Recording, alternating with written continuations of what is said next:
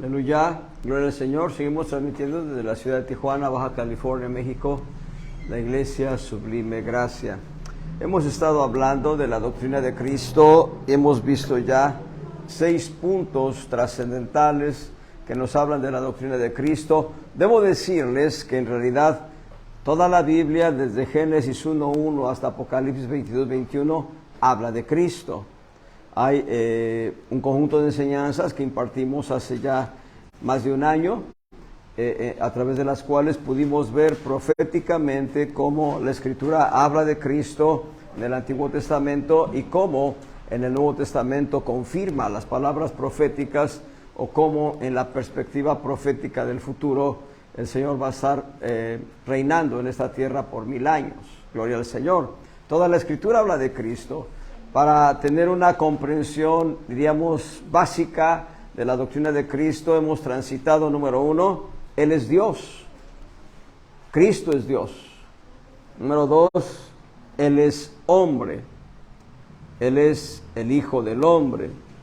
Número 3, Él se ha humillado.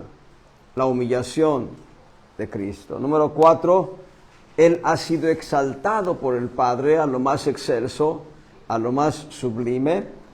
Número 5, nos habla del poder de Cristo. El quinto principio nos habla del poder de Cristo. Número 6, nos habla de su gloria.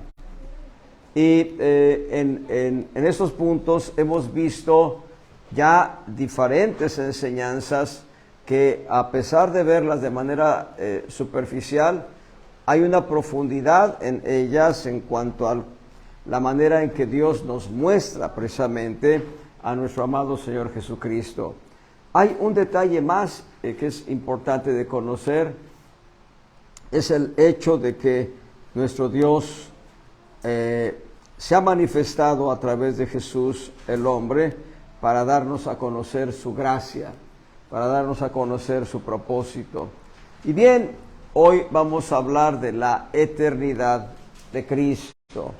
Es el séptimo principio por el cual nosotros vamos a comprimir la enseñanza de la doctrina de Cristo, y apenas esta viene siendo la primera doctrina básica o fundamental o leche espiritual, la primera de 7.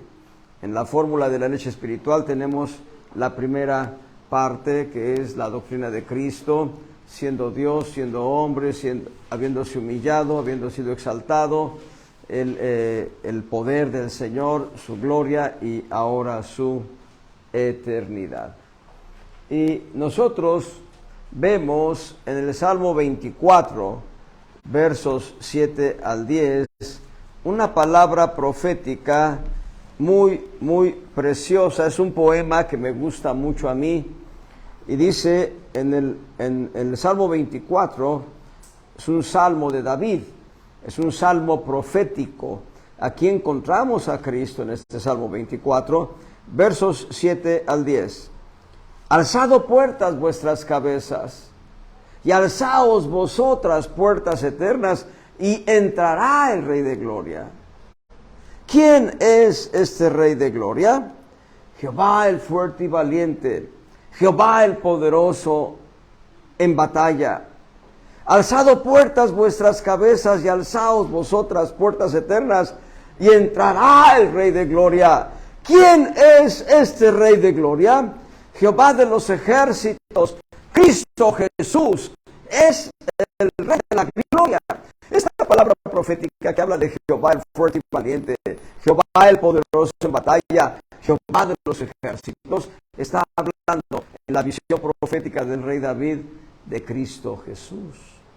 Y la intención del Salmo es mucho más profunda de lo que aparenta decir, porque lo que está diciendo es que las puertas eternas del cielo fueron abiertas para que entrara el Rey de Gloria, que es Cristo Jesús. Y es que hay algo muy importante en esta palabra profética. Hasta el momento en que el Señor Jesús va a entrar al cielo, no había entrado, diríamos, 2 personajes que no conocieron la muerte. Enoc y Elías. Pero no había entrado alguien que hubiese conocido la muerte, que se hubiese levantado entre los muertos y que ahora penetrara los cielos. Y de hecho el Nuevo Testamento lo va a decir de una manera muy violenta. Va a decir el Nuevo Testamento que Él atravesó los cielos, y la palabra atravesar en el texto original da la intención de que con violencia rompió, con violencia rasgó los cielos para entrar mucho más allá de lo que es el límite del cielo, del tercer cielo. Es importante establecer, la Escritura nos habla de 3 cielos. La tradición judía habla de 7 cielos. No crean a esa herejía. No crean esa herejía. La Escritura nos habla de 3 cielos. Salomón habla de estos cielos, los cielos y los cielos de los cielos, dice. Y cuando habla en esa manera, está hablando del cielo atmosférico, que todavía podemos ver con luz del sol ahora, ese tono azul pastel cuando no está nublado, ese cielo que es una esfera de aire perfectamente conservada para que el ser humano pueda vivir en ese ambiente de aire, donde hay abundancia de oxígeno, el cual alimenta nuestros pulmones. El oxígeno es el combustible del corazón. El oxígeno es el que hace que el corazón palpite. Es el combustible del corazón, el oxígeno.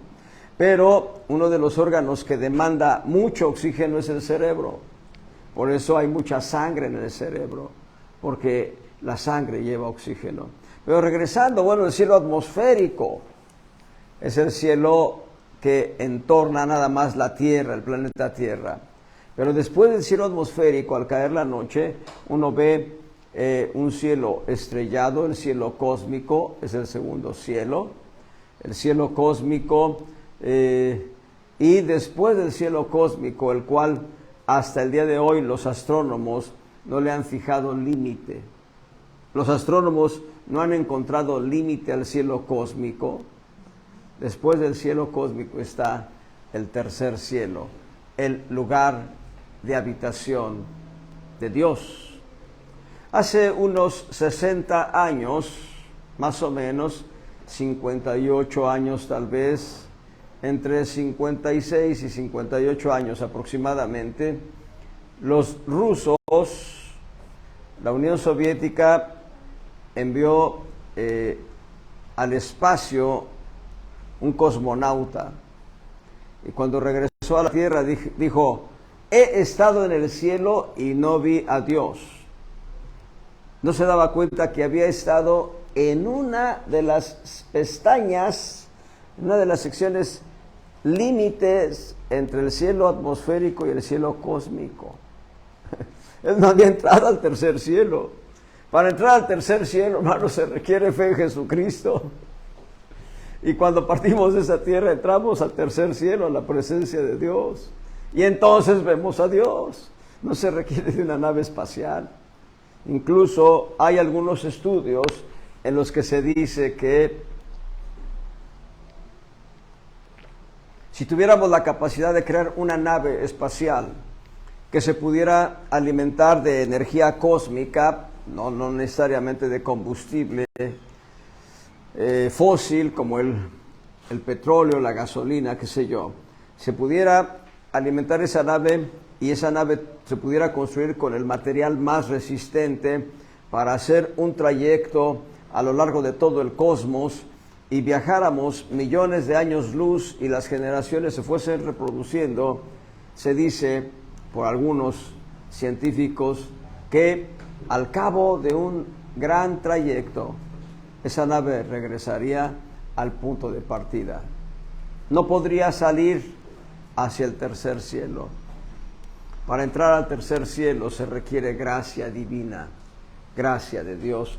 Así que el Salmo 24 nos da una visión profética de el único personaje que se ha levantado de entre los muertos para entrar, rasgar, romper el límite entre el cielo cósmico y el tercer cielo, y sentarse en el trono de Dios en las alturas. Gloria al Señor. Es Jesucristo.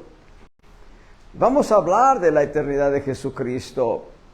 Vamos a ver algunos hechos que ya se cumplieron, otros hechos que se están cumpliendo y otros hechos que se van a cumplir. Y vamos a ver qué sucederá al final de la línea del tiempo de la historia de la humanidad. Primeramente, estamos viendo que los enemigos de Dios han sido derrotados. Vamos a ver, esto ya es un hecho, ya es una realidad. Los enemigos de Dios han sido derrotados. Colosenses capítulo 2, verso 15.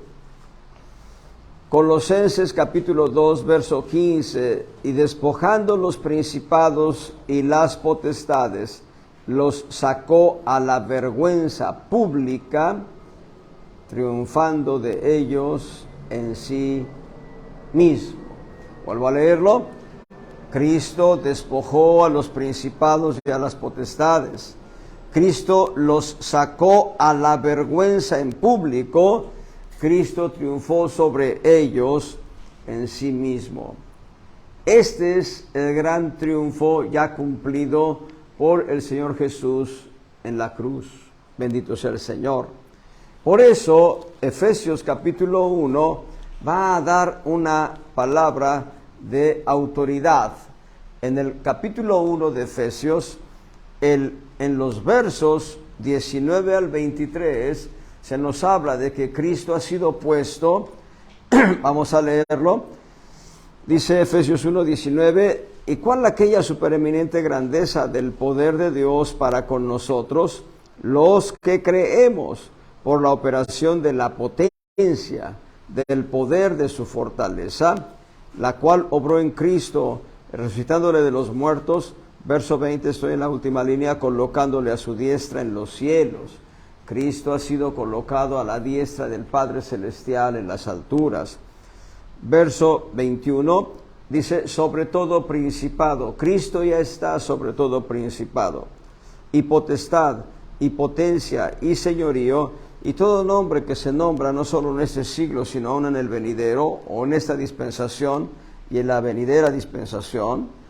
Verso 22, y sometió todas las cosas debajo de sus pies, y lo dio por cabeza sobre todas las cosas a la iglesia, la cual es su cuerpo. La iglesia es el cuerpo de Cristo. La plenitud, esa palabra plenitud es perfección de llenura, de aquel que llena todas las cosas en todos. Y aquí tienen una semilla. Lo que está diciendo este verso 23 es que cuando estamos reunidos, la plenitud de Cristo está aquí. Seamos 2 o 3, hoy somos más de 15, la plenitud de Cristo está aquí y ahora, llenando nuestros corazones. Bendito sea el Señor. Pero lo que está diciendo en el contexto es que Cristo está sobre todo tipo de creación, sobre toda la creación Él está. Pero entonces, ¿por qué leer Hebreos 2, en donde dice que es necesario que ponga a todos sus enemigos por estrado de sus pies? Hebreos 2, en el verso, permítame,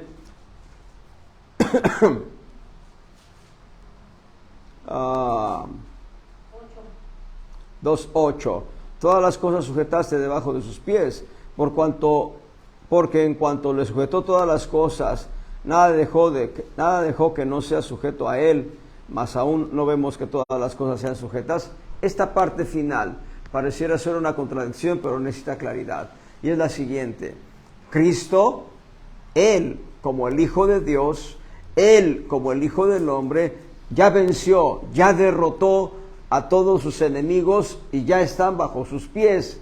Pero ahora Cristo quiere que la iglesia tome la misma autoridad de Cristo y derrote a los enemigos de Cristo, a fin de que sean puestos bajo los pies de Cristo, pero en la operación de Dios a través de la iglesia.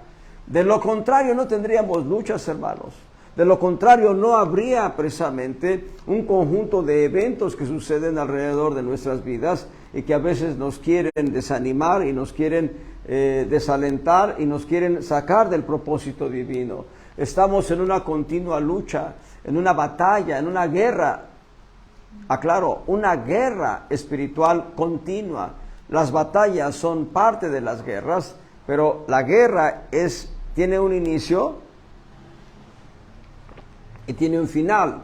La guerra para nosotros empezó, nosotros contra el enemigo, cuando entregamos nuestra vida a Cristo. En ese día empezó la guerra con él, con el diablo y sus demonios, con el mundo y sus corrientes, y aún contra nuestra carne y sus apetitos y deseos. Y esta guerra continúa y va a acabar cuando nosotros nos vayamos con Cristo o cuando Cristo venga y nos levante como parte de la iglesia gloriosa. Entonces estamos en una guerra donde es la iglesia la que debe someter a los enemigos de Cristo bajo los pies de Cristo, dado que Él ya lo hizo. Él ya lo hizo. Bendito sea el Señor. Entonces es importante entender esto. Vamos a 2 de Corintios 15, 24 al 28. No es cierto, no es 2 de Corintios, es 1 de Corintios, porque 2 de Corintios no tiene capítulo 15. 1 de Corintios 15, del 24 al 28.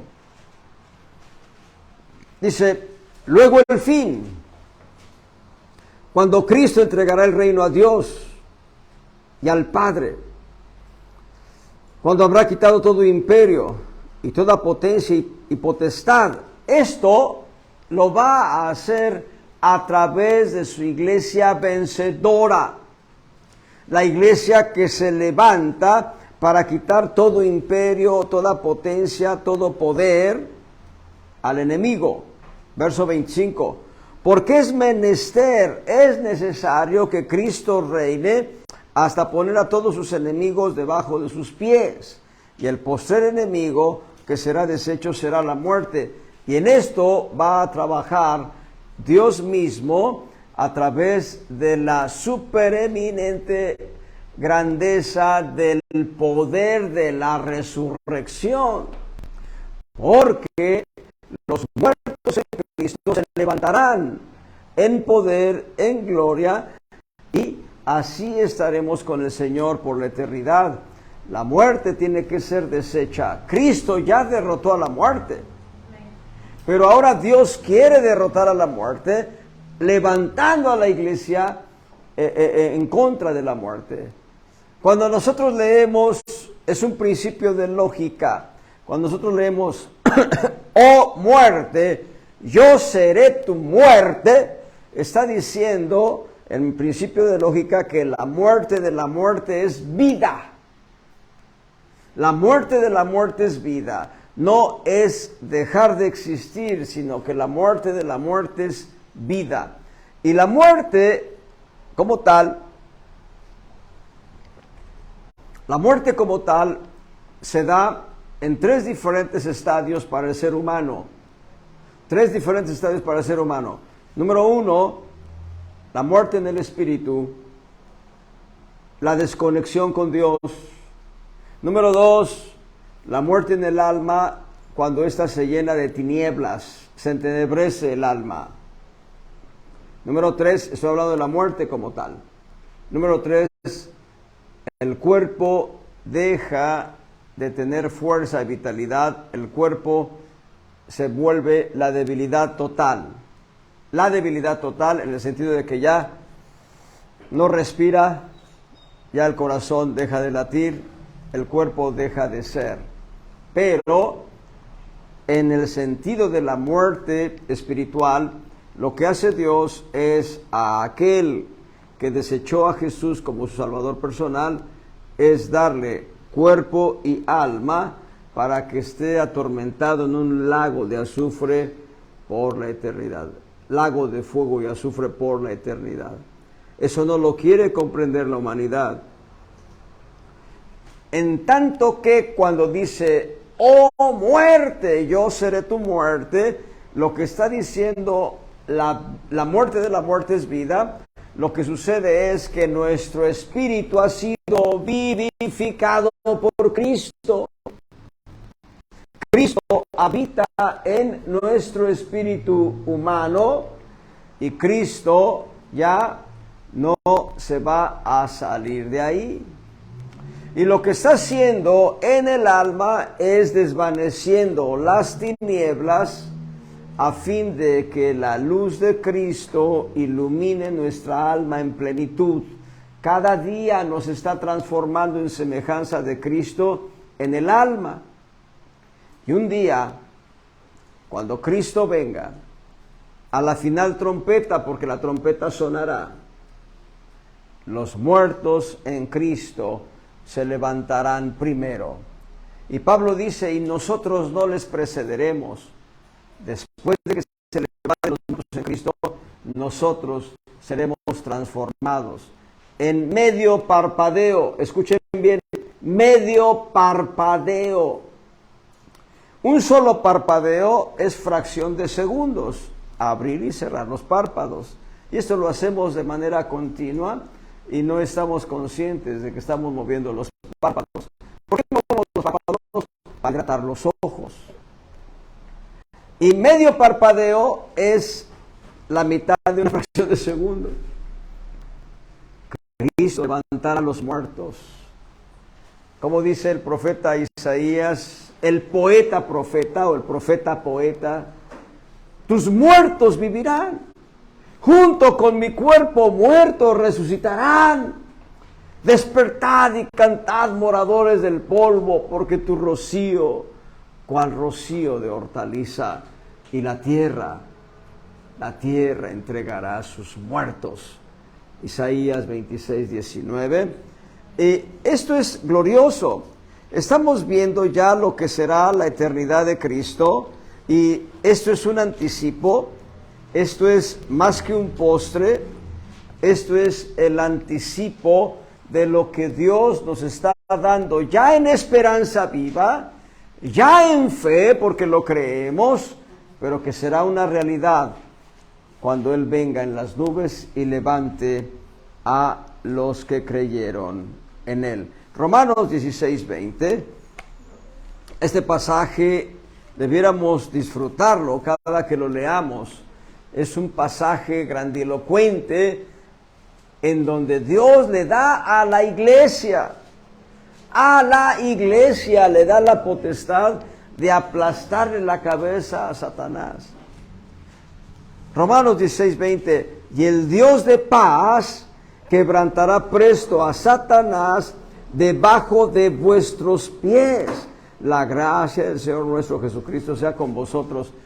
Y entendámoslo, no es nuestra capacidad, no es lo que podemos hacer nosotros. Dice, el Dios de paz. El Dios de paz con la iglesia. El Dios de paz obrando a través de la iglesia. El Dios de paz trayendo a la iglesia a una conducta responsable, vencedora en las batallas cristianas, que le aplasta la cabeza al diablo. Porque hay un conjunto de ideas interesantes. Cuando nosotros vemos la descripción profética de Isaías y de Ezequiel en cuanto a la constitución y naturaleza del diablo, encontramos que es un ser poderoso. Y si yo enfrento al diablo yo solo, no tengo éxito. Pero en Cristo somos más que vencedores. Romanos capítulo 8, verso 37. Antes, en todas estas cosas, hacemos más que vencer por medio de aquel que nos amó. Está hablando de Dios mismo. Es Dios el que nos amó, el Padre, dando lo que más amaba. Es Cristo el que nos amó, dándose Él a sí mismo. Y es el Espíritu Santo el que ha derramado el amor de Dios en nuestros corazones. Así que, amados hermanos, tenemos todas las de ganar. Con Cristo somos más que vencedores. Les he contado el testimonio del profeta Costa Dier. Costadier, un hombre de naturaleza árabe, convertido a Cristo, oriundo de Jerusalén, nacido en Jerusalén.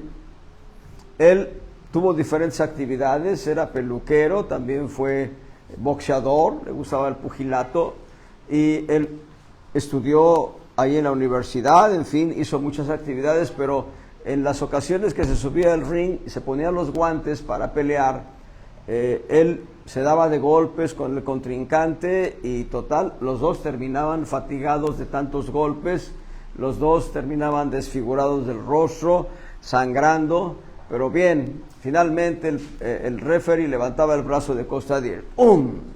Había ganado la pelea. Y el promotor llegaba y traía un cheque el promotor. Entonces se lo iba a entregar a Costadier y en eso llegaba una mujer, la esposa de Costadier, y decía, con permiso, ella tomaba el cheque. Y entonces entendemos, Costadier era un vencedor. Dentro del ring había vencido a su oponente. La esposa era más que vencedora. Se había llevado el cheque. Y ese es el punto, que es una ilustración que nos enseña que Cristo no se dio de golpes con el Satanás. Cristo y el Satanás se dieron a muerte. El Satanás inyectó su aguijón de pecado en el Señor Jesús en la cruz. Cristo fue transformado en una serpiente horrorosa, pero Cristo tomó la espada de la verdad y le cortó la cabeza al diablo. Y como dijera un apóstol en un funeral, en esa batalla de la cruz, dos gigantes quedaron tendidos.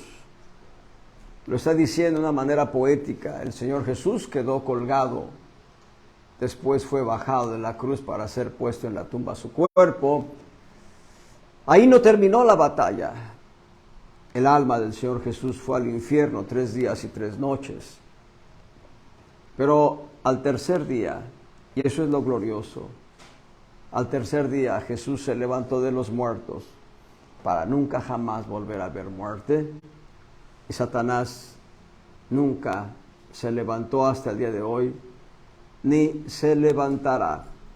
Él ha sido derrotado. Y lo que Dios quiere es actualizar esa derrota a través de la iglesia. Nosotros somos, a la manera de las águilas, los que limpian el campo de alimañas y plagas. Las águilas gustan de comer serpientes venenosas. Mi papá me contó una historia, yo era un niño, él me dice que él llegó a ver en el campo un águila tomando una serpiente y cómo el águila en el aire soltaba la serpiente y luego otra vez la volvía a tomar, y la soltaba y la volvía a tomar, jugando con la serpiente. Bueno, nosotros estamos para limpiar de serpientes el ambiente en el que vivimos. Para eso Dios nos ha dejado todavía. Si se cumpliera todo con la salvación, no estaríamos aquí reunidos, hermanos. Alguien estaría predicando, pero una vez que la gente entrega su vida a Cristo, ¡pum!, vámonos.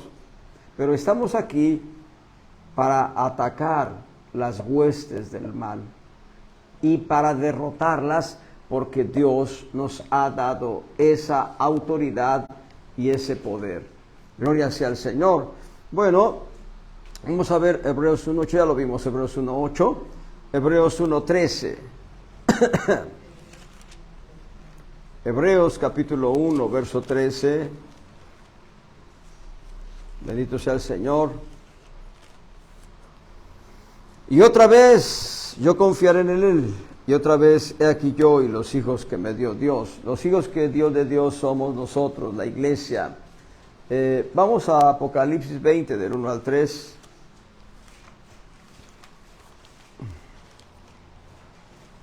Apocalipsis 20, 1 al 3. Y vi un ángel descender del cielo que tenía la llave del abismo y una grande cadena en su mano. Y prendió al dragón, aquella serpiente antigua que es el diablo y Satanás, y le ató por 1000 años.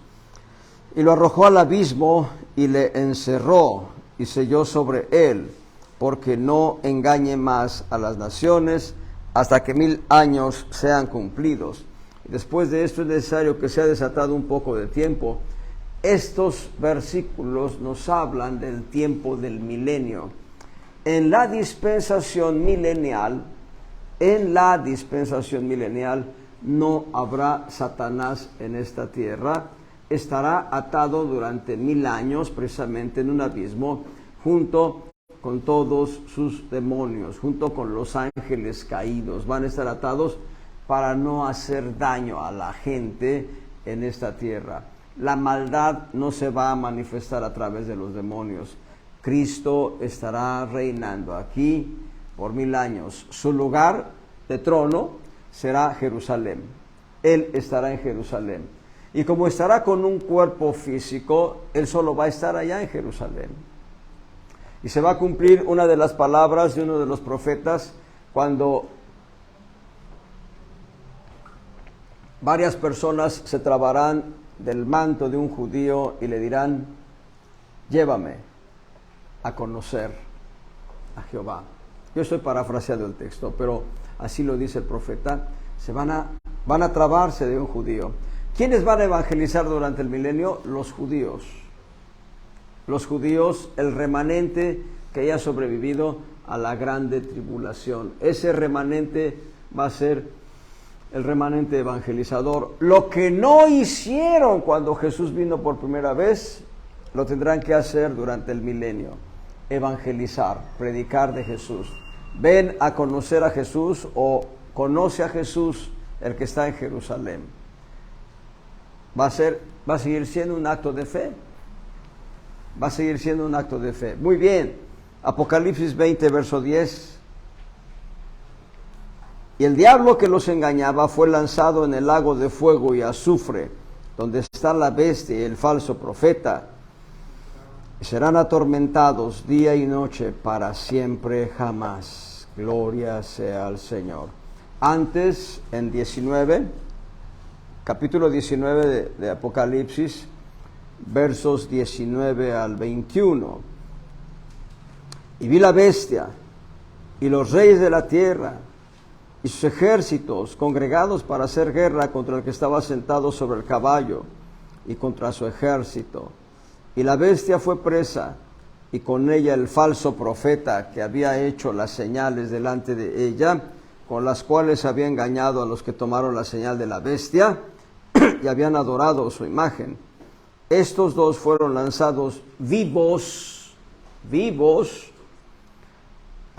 dentro de un lago de fuego ardiendo en azufre. Y los otros fueron muertos con la espada que salía de la boca del que estaba sentado sobre el caballo. Y todas las aves fueron hartas de las carnes de ellos. Y esto habla de la gente que se va a levantar en contra de Jesús cuando vengan las nubes a reinar esta tierra. Gloria al Señor. Y vean, la bestia, correctamente dicho de acuerdo a Apocalipsis, la bestia es a quien coloquialmente se le llama anticristo. La bestia es aquel que usurpará el lugar de Cristo durante un margen de 7 años. 7 años va a estar reinando a nivel mundial. La bestia es un personaje, es un ser humano en quien será depositado el poder del diablo. La bestia. El falso profeta tiene nombre y apellido. Se apellida Bergoglio y es argentino y se hace llamar Francisco. Su alias es el Papa. El Papa ha sido el falso profeta desde siempre. Cada personaje que ha ocupado esta posición es el falso profeta, porque falsean la verdad. Son dos personajes, seres humanos vivos, y van a ser lanzados vivos al lago de fuego y azufre. Bendito sea el Señor. En tanto que el diablo, que es un personaje espiritual, vemos en Apocalipsis 20, lo acabamos de leer, en el verso 10, vemos el diablo que los engañaba. Fue lanzado en el lago de fuego y azufre, donde están la bestia y el falso profeta. Ahí van a estar. Todos los falsos profetas van a estar ahí. Y todo aquel que no fue hallado en el libro. ¿Perdón? Y todo aquel que no fue hallado en el libro de la vida, bueno, vamos a complementarlo. Apocalipsis 20, versos 14 y 15. Y el infierno y la muerte fueron lanzados en el lago de fuego. Esta es la muerte segunda. Y el que no fue hallado escrito en el libro de la vida fue lanzado en el lago de fuego. Y es muy importante clarificar este punto. Dice el verso 14, el infierno, el texto original es Hades. Hades, el lugar al que van las almas perdidas. Hades en griego, Seol en hebreo, infierno en latín, que es la lengua original de los romanos de aquella época. Muy bien, continuamos, apenas estamos en el preámbulo. Isaías 14, del 9 al 19. Vean la sentencia que Dios declara en contra de el enemigo. El enemigo está vencido. Por favor, no tomemos la salea del enemigo y nos la echemos encima. Ya el enemigo está vencido. Pero hay quienes, no, pues yo iba a la iglesia, pero el diablo me puso un traspiés. No, pues yo estaba en el trabajo y el diablo me... Y nada más hablan del diablo en lugar de hablar de Cristo. Amados hermanos, el diablo está derrotado. El diablo está vencido. Job, todavía no estaba vencido el diablo y Job decía, Jehová dio, Jehová quitó. Sea el nombre de Jehová bendito. Había dos demonios en una cantina y estaban aventando una cerveza y salieron dos cristianos del servicio y le dijo uno al otro, ¿qué vamos a echar una chela? No, del servicio, como anda, no hay ninguna. Después le pedimos perdón a Dios, perdón. Y llegaron a la cantina y le pegó uno de los demonios al otro y le dice, ya vamos. ¿Pero por qué? Está re buena la fiesta. Es que acaban de entrar dos cristianos y nos van a aventar la bronca. Nos van a echar la culpa de lo que suceda. Vean lo que dice el profeta Isaías de el destino final del diablo. Isaías 14, 9 al 19. El infierno abajo, aquí la palabra infierno es Seol. El Seol abajo se espantó de ti, te despertó muertos que en tu venida saliesen a recibirte. Hizo levantar de sus sillas a todos los príncipes de la tierra, a todos los reyes de las naciones. Todos ellos darán voces y te dirán, ¿tú también enfermaste como nosotros? ¿Y como nosotros fuiste? Vean, le están preguntando al diablo, Los reyes que estuvieron encumbrados en esta tierra, los poderosos que no quisieron la salvación de Cristo, que van a estar en ese lugar. ¿Tú también enfermaste? ¿Tú también te debilitaste? Verso 11. Descendió al sepulcro tu soberbia y el sonido de tus vihuelas. Noten, gusanos serán tu cama y gusanos te cubrirán. ¿Cómo caíste del cielo, oh lucero, hijo de la mañana? Cortado fuiste por tierra, tú que debilitabas las gentes, tú que decías en tu corazón, subiré al cielo. Vean, esta fue la tentación y pecado del Satanás. Subiré al cielo, en lo alto, junto a las estrellas de Dios ensalzaré mi solio, y en el monte del testimonio me sentaré a los lados del aquilón. Sobre las alturas de las nubes subiré, y noten el pecado del corazón del diablo. Seré semejante al Altísimo. Y esta misma tentación que él tuvo en su corazón, la metió en el corazón de Eva. No moriréis, mas sabe Dios que el día que comieres del fruto de la ciencia del bien y del mal, seréis como dioses, conociendo el bien y el mal. Aquí está, seré semejante al Altísimo, dijo él. Pero vean la respuesta: mas tú derribado eres en el sepulcro a los lados de la huesa. Inclinarse han hacia ti los que te vieren, te considerarán diciendo: ¿es este aquel varón que hacía temblar la tierra, que trastornaba los reinos, que provocaba guerras como la Primera y Segunda Guerra Mundial, las guerras territoriales, las guerras étnicas, como la guerra actual que está ahorita en Ucrania, y hay 2 guerras por ahí, y hay rumores de guerras entre China y diferentes países? China porque quiere tomar la isla de Taiwán, China porque pelea con ciertas fronteras con India, China porque pelea con el Tíbet, queriendo tomar el Tíbet como parte de su territorio. China tiene varios conflictos ahí. Corea del Norte contra Japón y contra Corea del Sur y contra Estados Unidos. Rumores de guerras. Es de chanclas, el diablo. Y sigue diciendo, verso 17, que puso el mundo como un desierto, que asoló sus ciudades, que a sus presos nunca abrió la cárcel. Todos los reyes de las gentes, todos ellos yacen con honra cada uno en su casa. Pero tú, echado eres de tu sepulcro como tronco abominable, como vestido de muertos pasados a cuchillo, que descendieron al fondo de la sepultura, como cuerpo muerto hollado. Ahora vean lo que dice el profeta Ezequiel en capítulo 28. Ezequiel 28 nos va a decir el complemento de esta lectura en los versos 12 al 19. Aquí aparentemente es una profecía sobre el rey de Tiro, pero en la descripción va a hablar del enemigo. Hijo del hombre, levanta endechas sobre el rey de Tiro y dile: así ha dicho el Señor Jehová, tú eras el sello a la perfección, lleno de sabiduría y acabado en hermosura. Noten lo que está describiendo. No es un personaje rojo con barba negra y cuernos y cola de punta, cola de flecha. No es. Lo que está describiendo el profeta Ezequiel es una criatura hermosa. Y no lo digo para adular al diablo, porque el diablo está derrotado, el diablo es mi enemigo, es nuestro enemigo y está derrotado.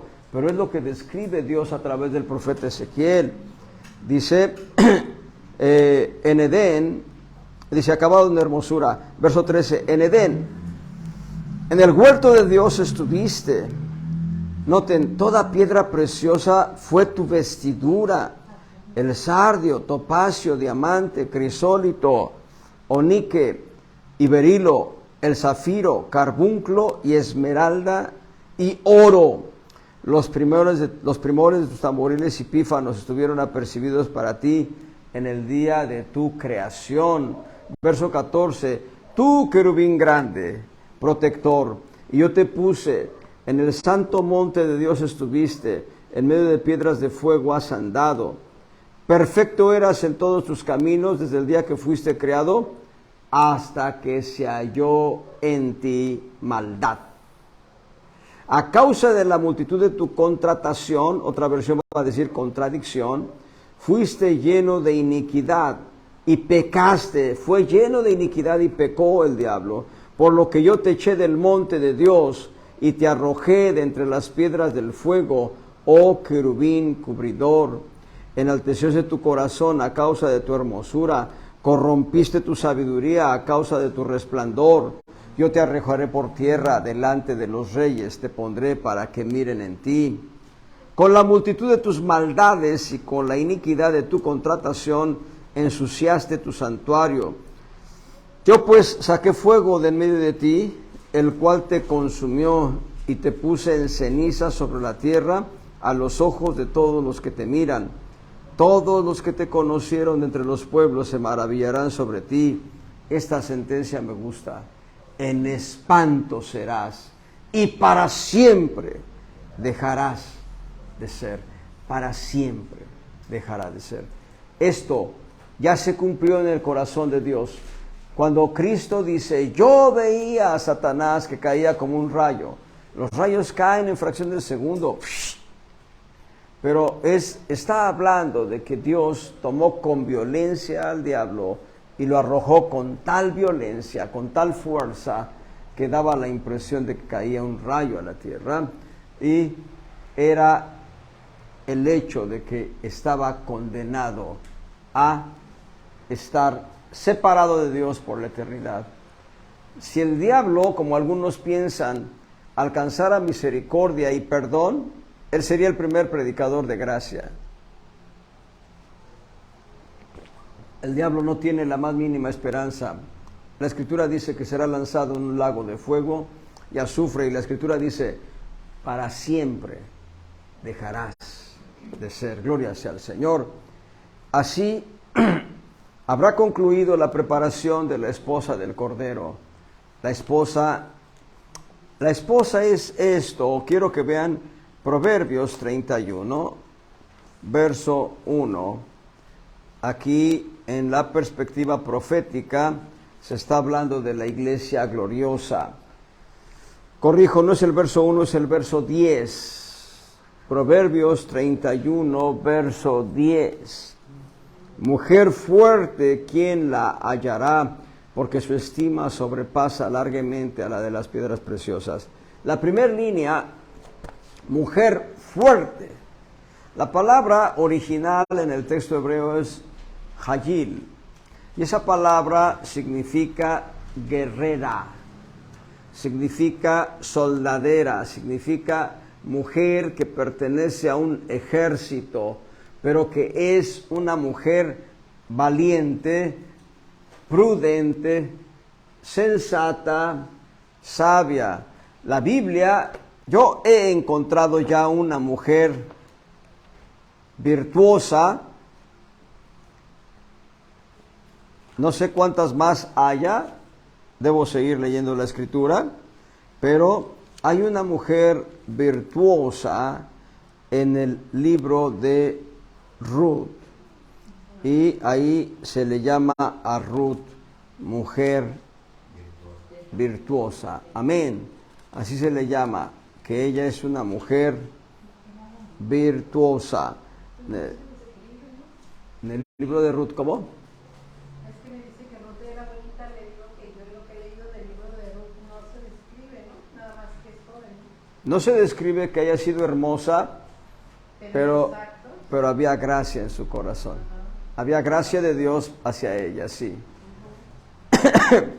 Y lo que no leímos de Proverbios 31, al final, engañosa es la gracia y vana la hermosura. La mujer que teme a Jehová, ella será alabada. Temor de Dios. Temor de Dios es un ingrediente de belleza en la mujer. Temor de Dios. Ingrediente de belleza. En Proverbios habla también de, bueno, más atrasito en Proverbios habla, pero no dice mujer virtuosa. Dice mujer, la herencia de los padres es para los hijos, pero mujer sensata es herencia de Dios. Dios da una mujer sensata o sabia. Así es. Son atributos de la mujer. Bueno, les dejo de tarea que lean el libro de Ruth, son 4 capítulos. Hay un texto donde dice, conozco que eres una mujer virtuosa. Me parece que es vos, ¿eh? Están en 3:9. A ver, Ruth capítulo 3, verso 9. Es lo bueno de que haya varias concordancias aquí. He escuchado, ¿no? Donde vos has escuchado hablar de ella. Sí. Ajá. A ver, vamos a ver. Ruth 3:9. Entonces él dijo, es Booz hablando a Ruth, ¿quién eres? Ella respondió, yo soy Ruth, tu sierva. Extiende el borde de tu capa sobre tu sierva por cuanto eres pariente cercano.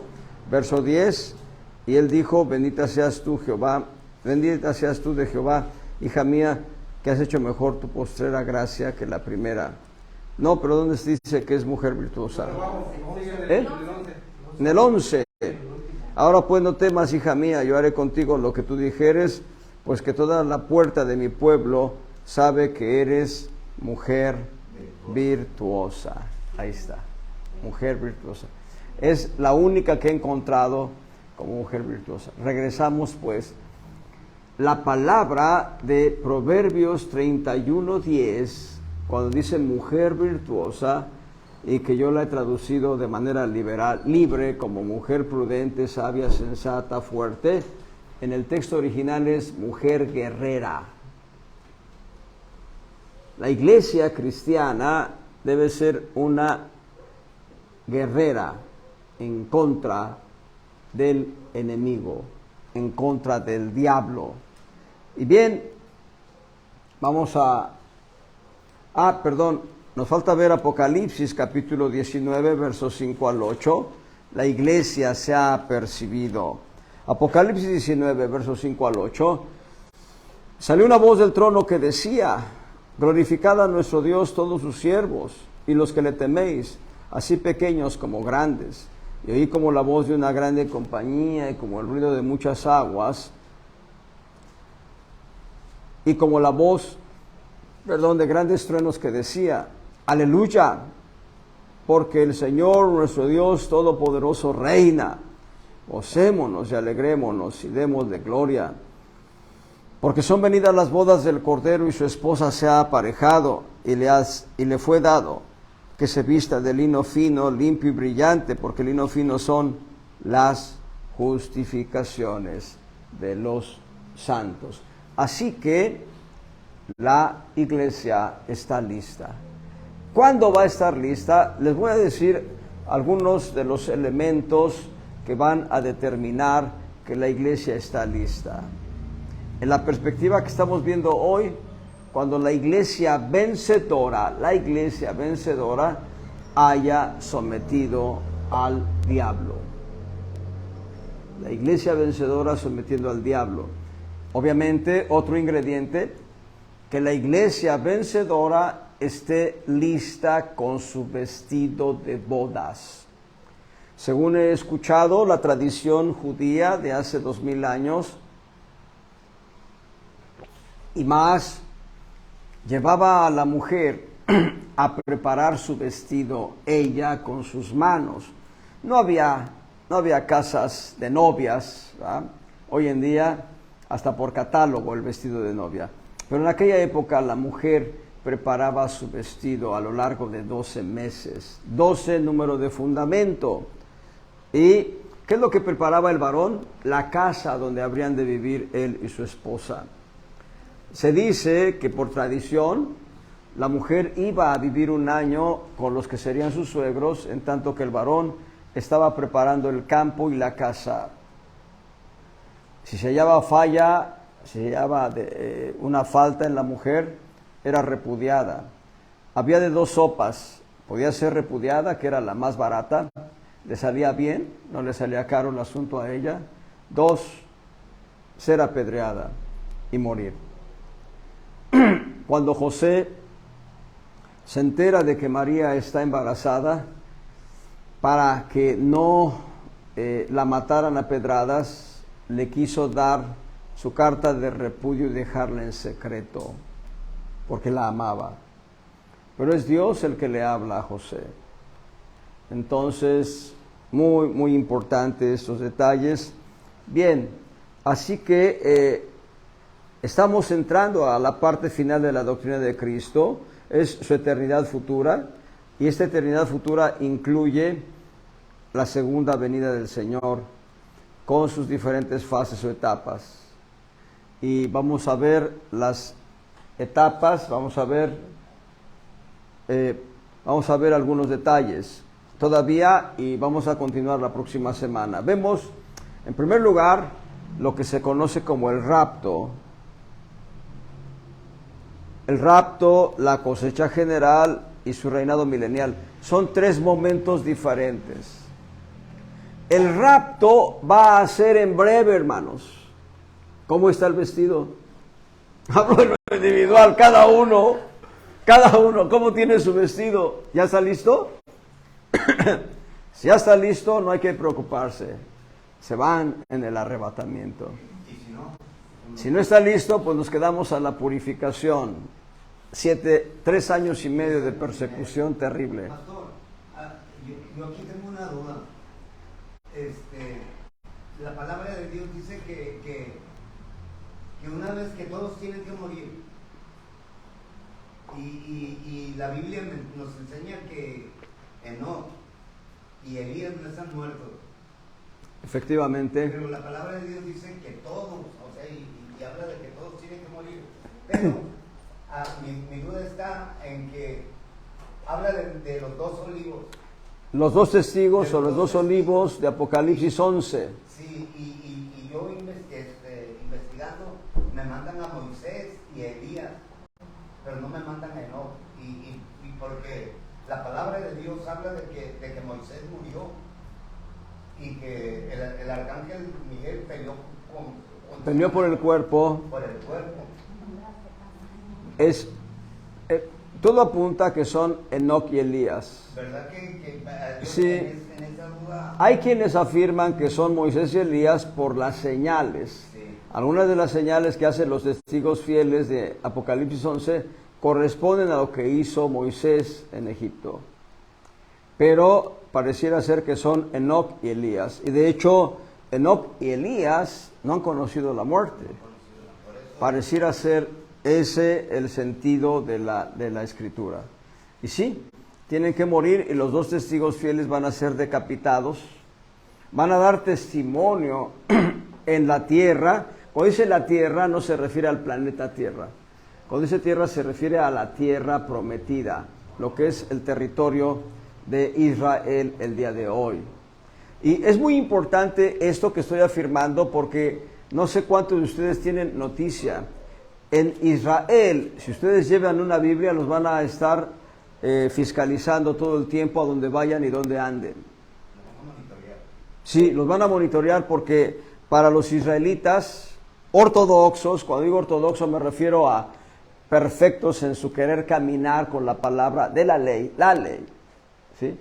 Para ellos, predicar a Cristo es pecado, más que pecado es un delito. Es una herejía.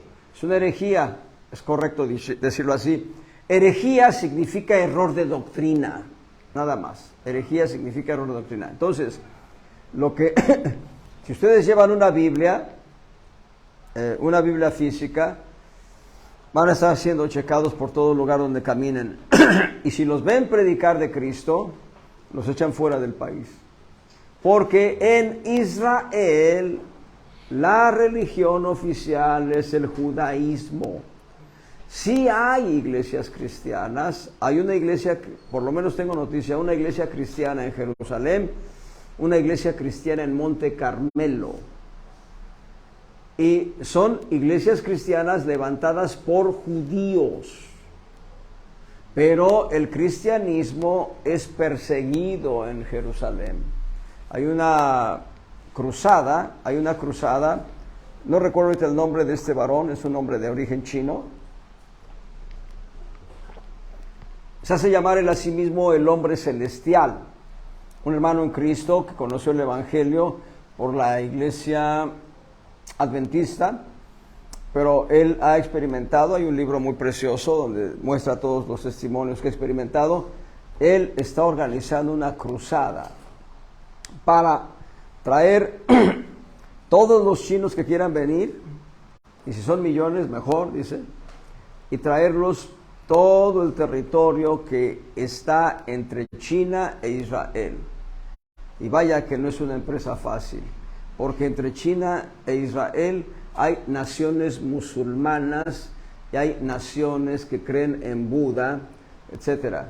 Y saben que en la empresa muchos van a morir. Pero él quiere traer esa brigada, esa cruzada hasta Israel para predicar el Evangelio de Cristo. No sé al día de hoy cómo vaya el proyecto. Es un proyecto del cual yo leí hace más de 10 años. No sé ahorita cómo vaya el proyecto. Pero regresando al punto, ¿estamos listos? ¿Ya? ¿Ya están listos las últimas perlas al vestido de bodas? Los últimos hilos de oro y de plata que están rematando todos los solanes y todos los adornos del vestido, que no va a ser un vestido como los de las novias de hoy, ¿no? Sino va a ser un vestido completamente recatado, del cuello a los pies, a los tobillos, a las mangas, ¿verdad? Pero un vestido hermoso. ¿Estamos listos? Cristo viene muy pronto. No sé si me toque verlo en la experiencia viva o tenga que ser levantado de la tumba, pero una cosa es cierta, Cristo viene muy pronto. Diría la palabra de Dios en breve. Así es. He aquí vengo en breve. Retén lo que tienes para que ninguno tome tu corona. Y el espíritu y la esposa dicen, amén. Así sea. Ven, Señor Jesús. ¿Quieren decirlo conmigo? Amén. Vamos a decirlo. Voy a decirlo de esa manera y así lo van a decir ustedes junto conmigo. Dice, amén, así sea. Ven, Señor Jesús. ¿Listos? Lista. ¿Listos? Ahora, amén, así sea. Ven, Señor Jesús. Otra vez, amén, así sea. Ven, Señor Jesús. Amén, gloria al Señor. Muy bien. Vamos a ver pues la figura del rapto. Tenemos unos minutos para hablar del rapto. Rapto es sinónimo, en términos legales, en términos jurídicos, privar de la libertad a una persona se ve en diferentes maneras. Uno, privación ilegal de la libertad, que es lo que hacen las autoridades cuando no tienen una orden y toman a una persona presa. Dos, secuestro, privar a una persona para pedir un rescate, y de los secuestradores habla el Señor citando la ley allí en 1 Timoteo 1. Pero el rapto es la acción de tomar a la novia para hacerla esposa. Así como le hacen mexicanos. Así como le hacen algunos mexicanos. Sí, algunos. Entonces, el rapto es esa experiencia en la cual Cristo toma a su iglesia gloriosa y la lleva consigo y la abraza y la recarga en su pecho para que su iglesia escuche el palpitar de amor de Cristo por ella. Gloria al Señor. Es un poco complicado para el varón, para la mujer no es complicado, pero la palabra iglesia está en femenino. Gloria al Señor. Y todos somos llamados a formar parte de la novia de Cristo. Y Cristo toma de manera intempestiva, sorpresiva y secreta a su iglesia, su amada iglesia, ¿verdad? Así será este evento. Este evento del rapto lo vamos a ver descrito en 6 diferentes figuras. Veamos la primera, como relámpago. ¿Cómo será el relámpago? ¡Vámonos! En algunas ocasiones con mis hijos, a mis hijos les gustan las tormentas eléctricas, les fascinan las tormentas eléctricas. Y estamos en el horizonte, cuando hemos tenido la oportunidad, estamos viendo hacia el horizonte dónde va a caer el rayo. Y realmente que la vista nos ayuda, pero los rayos caen, cuando caen, así será el arrebatamiento. Mateo 24, del 27 al 28. Aleluya. Mateo 24, 27 al 28. Porque como el relámpago que sale del oriente y se muestra hasta el occidente, así será también la venida del Hijo del Hombre. Porque donde quiera que estuviera el cuerpo muerto, ahí se juntarán las águilas. El cuerpo de Cristo va a juntar las águilas, los vencedores. Muy bien, el rapto como un relámpago, el rapto como primicias. 1 Corintios 15, 22 y 23.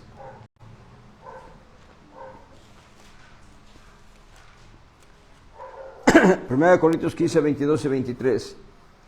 Porque así como en Adán todos mueren, así también en Cristo todos serán vivificados. Verso 23, pero cada uno en su orden.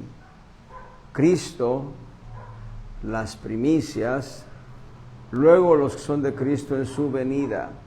Aquí se habla de 2 y hasta 3 diferentes, 2 grupos y hasta 3 diferentes personalidades. Cada uno en su orden. Cristo, número 1. El griego no tiene puntuaciones, así que podemos agregar aquí una coma. Cristo, coma, las primicias y luego los que son de Cristo en su venida. Cuando se habla de las primicias, se habla de la parte de la iglesia vencedora. Las primicias correspondían a una fiesta judía.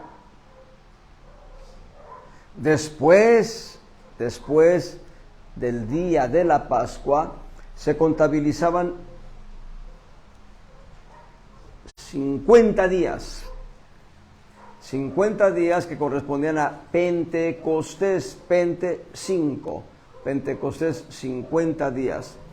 A los 50 días eran levantadas las primicias o los primeros frutos.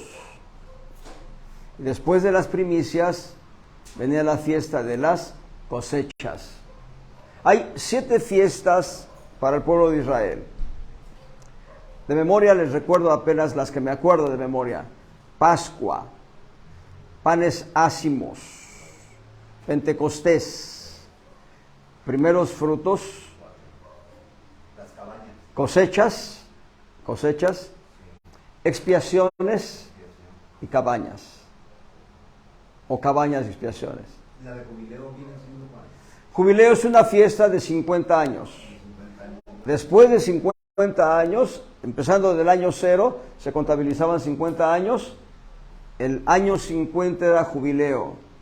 Todas las deudas perdonadas, amados hermanos. Todas las deudas perdonadas. Gloria al Señor. Jubileo para nosotros es, no debemos nada. No debemos nada. Hermana Graciela, lo digo directamente por la hermana Graciela, no debemos nada. Si Max hubiese sido responsable, nada debe. Cristo pagó por él. Y si Max no fue responsable, con mayor razón, tenemos un juez justo. Amén. Y tenemos un abogado que no ha perdido un solo juicio, ni perderá. Hasta la fecha no ha perdido un solo juicio, ni en el futuro perderá ni un solo juicio. Aleluya. Para estar en el corazón con una acción de fe y de gracias a Dios. Muy bien. Las primicias. Bueno, hicimos ya por lo menos el índice de las 7 fiestas, ¿verdad? Número 3. Las vírgenes sabias. Mateo 25. En Mateo 25, van de los versos 1 al 13, se habla de 10 vírgenes, 10 vírgenes. Las 10 son vírgenes. Primer punto de claridad, cuando la Escritura habla de virgen, se refiere a la iglesia. Quiero que vayan a 2 de Corintios 11. 2 de Corintios 11, verso 2. Cuando la Biblia habla de virgen, se refiere a la iglesia. 2 de Corintios 11, 2. Pues que os celo con celo de Dios, porque os he desposado a un marido, para presentaros como una virgen pura ante Cristo. Virgen pura ante Cristo. Hay una palabra profética, no estoy seguro si es el profeta Isaías. Entonces la virgen se holgará en la danza, los jóvenes y viejos entonarán canciones dando gloria a Dios. Por ahí va la palabra profética. Entonces la virgen se alegrará en la danza. Los jóvenes y viejos juntamente. Ahorita olvidé, pero ese es el mensaje, la Virgen. Y cuando dice el profeta la Virgen, se está refiriendo a la iglesia gloriosa, gloriosa. Le han hecho una alabanza de Sí, ¿cómo no? Así es, ese texto es una alabanza. Amén. Vamos a sacarlo y vamos a cantar ese canto, ¿cómo no? Sí, mi hermana, es verdad. Y bien, las vírgenes. Entonces, en Mateo 25 se habla de 10 vírgenes. 10 vírgenes. Pero hay una diferencia entre 5 y 5.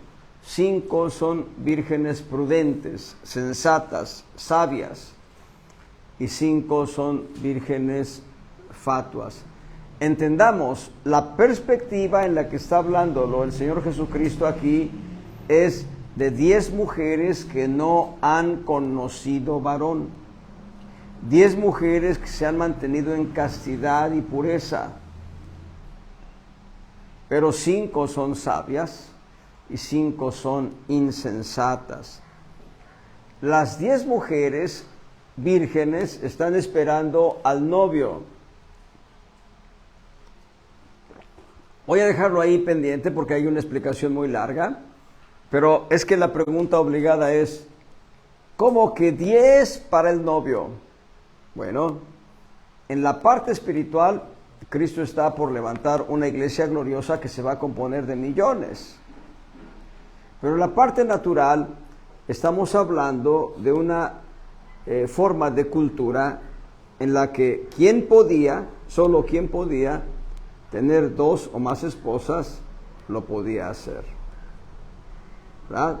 Pero eso lo vamos a explicar la próxima semana. Dios les bendiga.